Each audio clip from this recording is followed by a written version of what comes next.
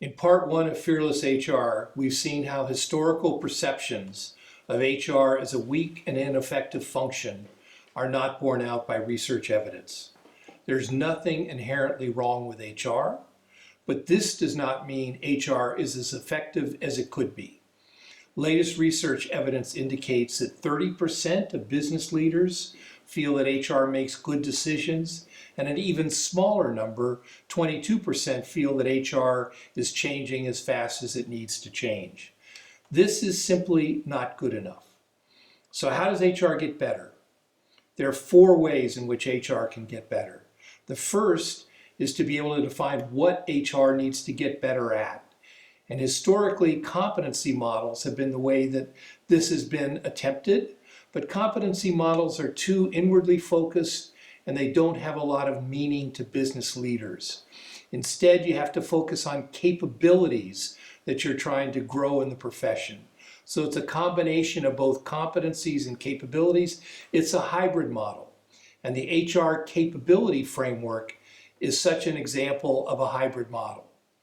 And in this framework, you see business results, HR roles, personal qualities, functional excellence, and business savvy all presented. The second step for HR to get better is to build and grow our professional networks. And this is a huge upside. Reid Hoffman, the CEO of LinkedIn, talks about I to the power of we, and how important our professional networks to us personally, as well as adding capabilities to our organizations. Just think, if you want to know a fact, you're going to Google it. But if you want advice or wisdom, you're going to talk to somebody in your professional network to get that level of advice. So the more we can expand and grow our professional networks, the stronger we are as professionals. The third way for HR to get better is to understand the levers we have to move the business forward. Yes, we can help in terms of cost savings, and we often do, but we can also help in terms of strategic alignment and productivity improvements. In fact, the biggest lever that we have is to improve productivity within organizations. And finally, the fourth way to get better is to be fearless, to have a mindset, to have a strength of conviction, and that is very different than passively sitting at the table, which has sort of been the bar that HR has set for itself in the past. This is about being fearless and being able to speak truth to power. Now, what is important is the order of these 4 steps that we just talked about.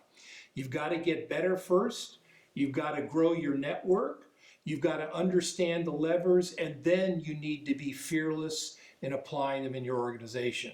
If you're fearless without knowing what you're doing, it really doesn't help anybody very much. So the order is important.